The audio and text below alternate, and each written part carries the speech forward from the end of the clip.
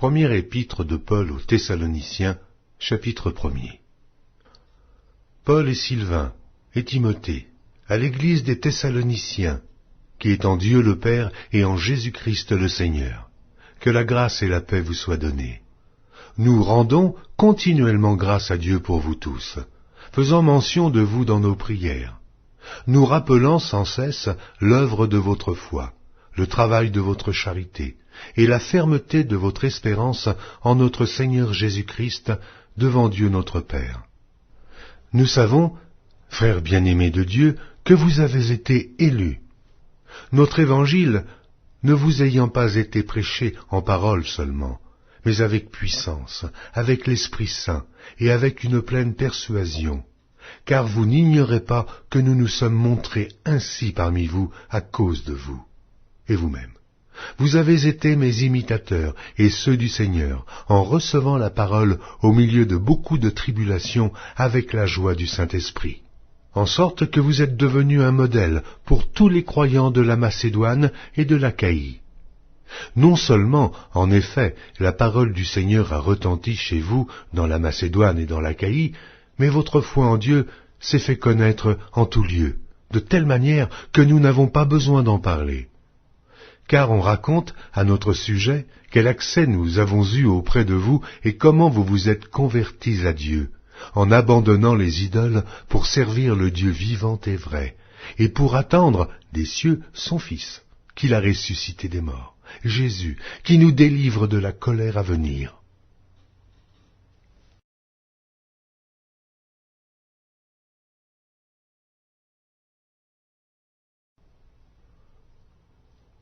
Première épître de Paul aux Thessaloniciens, chapitre 2.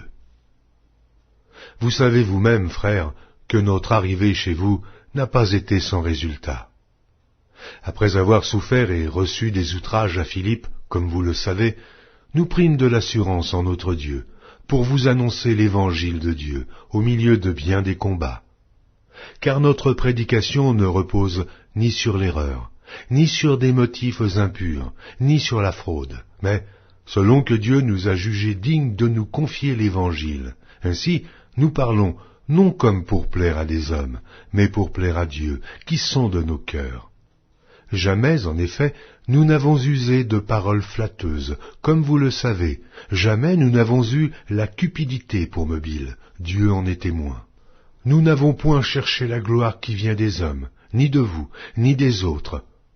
Nous aurions pu nous produire avec autorité, comme apôtres de Christ, mais nous avons été pleins de douceur au milieu de vous, de même qu'une nourrice prend un tendre soin de ses enfants.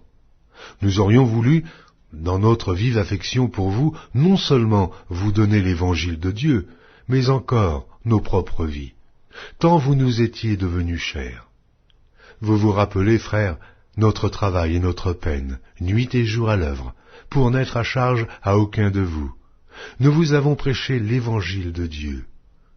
Vous êtes témoins, et Dieu l'est aussi, que nous avons eu envers vous qui croyez une conduite sainte, juste et irréprochable. Vous savez aussi que nous avons été pour chacun de vous ce qu'un père est pour ses enfants, vous exhortant, vous consolant, vous conjurant de marcher d'une manière digne de Dieu, qui vous appelle à son royaume et à sa gloire. C'est pourquoi nous rendons continuellement grâce à Dieu de ce qu'en recevant la parole de Dieu que nous vous avons fait entendre, vous l'avez reçue non comme la parole des hommes, mais ainsi qu'elle l'est véritablement, comme la parole de Dieu, qui agit en vous qui croyez. Car vous, frères, vous êtes devenus les imitateurs des églises de Dieu qui sont en Jésus-Christ dans la Judée, parce que vous aussi, vous avez souffert de la part de vos propres compatriotes les mêmes maux qu'elles ont souffert de la part des Juifs. Ce sont ces Juifs qui ont fait mourir le Seigneur Jésus et les prophètes, qui nous ont persécutés, qui ne plaisent point à Dieu et qui sont ennemis de tous les hommes, nous empêchant de parler aux païens pour qu'ils soient sauvés, en sorte qu'ils ne cessent de mettre le comble à leurs péchés. Mais la colère a fini par les atteindre. Pour nous, frères, après avoir été quelque temps séparés de vous de corps, mais non de cœur, nous avons eu d'autant plus ardemment le vif désir de vous voir. Aussi, voulions-nous aller vers vous, du moins moi, Paul, une et même 2 fois, mais Satan nous en a empêchés. Qui est, en effet, notre espérance, ou notre joie, ou notre couronne de gloire? N'est-ce pas vous aussi, devant notre Seigneur Jésus, lors de son avènement? Oui, vous êtes notre gloire et notre joie. Première épître de Paul aux Thessaloniciens, chapitre 3. C'est pourquoi, impatients que nous étions et nous décidant à rester seuls à Athènes, nous envoyâmes Timothée, notre frère, ministre de Dieu dans l'évangile de Christ, pour vous affermir et vous exhorter au sujet de votre foi, afin que personne ne fût ébranlé au milieu des tribulations présentes, car vous savez vous-même que nous sommes destinés à cela. Et lorsque nous étions auprès de vous, nous vous annoncions d'avance que nous serions exposés à des tribulations, comme cela est arrivé et comme vous le savez. Aussi, dans mon impatience, j'envoyai m'informer de votre foi dans la crainte que le tentateur ne vous eût tenté et que nous n'eussions travaillé en vain. Mais Timothée, récemment arrivé ici de chez vous, nous a donné de bonnes nouvelles de votre foi et de votre charité, et nous a dit que vous avez toujours de nous un bon souvenir, désirant nous voir comme nous désirons aussi vous voir. En conséquence, frères, au milieu de toutes nos calamités et de nos tribulations, nous avons été consolés à votre sujet à cause de votre foi. Car maintenant nous vivons, puisque vous demeurez fermes dans le Seigneur. Quelles actions de grâce, en effet, nous pouvons rendre à Dieu à votre sujet, pour toute la joie que nous éprouvons à cause de vous devant notre Dieu. Nuit et jour, nous le prions avec une extrême ardeur de nous permettre de vous voir et de compléter ce qui manque à votre foi. Que Dieu lui-même, notre Père et notre Seigneur Jésus aplanissent notre route pour que nous allions à vous. Que le Seigneur augmente de plus en plus parmi vous et à l'égard de tous cette charité que nous avons nous-mêmes pour vous, afin d'affermir vos cœurs, pour qu'ils soient irréprochables dans la sainteté devant Dieu notre Père, lors de l'avènement de notre Seigneur Jésus avec tous ses saints. Première épître de Paul aux Thessaloniciens, chapitre 4. Au reste, frères, puisque vous avez appris de nous comment vous devez vous conduire et plaire à Dieu, et que c'est là ce que vous faites, nous vous prions et nous vous conjurons au nom du Seigneur Jésus de marcher à cet égard de progrès en progrès. Vous savez en effet quels préceptes nous vous avons donnés de la part du Seigneur Jésus. Ce que Dieu veut, c'est votre sanctification, c'est que vous vous absteniez de l'impudicité, c'est que chacun de vous sache posséder son corps dans la sainteté et l'honnêteté, sans vous livrer à une convoitise passionnée, comme font les païens qui ne connaissent pas Dieu. C'est que personne n'use envers son frère de fraude et de cupidité dans les affaires, parce que le Seigneur tire vengeance de toutes ces choses, comme nous vous l'avons déjà dit et attesté. Car Dieu ne nous a pas appelés à l'impureté, mais à la sanctification.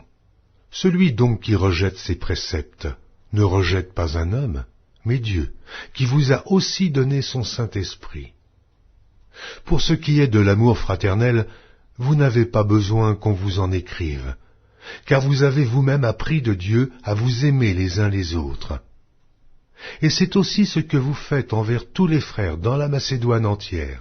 Mais nous vous exhortons, frères, à abonder toujours plus dans cet amour, et à mettre votre honneur à vivre tranquille, à vous occuper de vos propres affaires et à travailler de vos mains, comme nous vous l'avons recommandé, en sorte que vous vous conduisiez honnêtement envers ceux du dehors, et que vous n'ayez besoin de personne.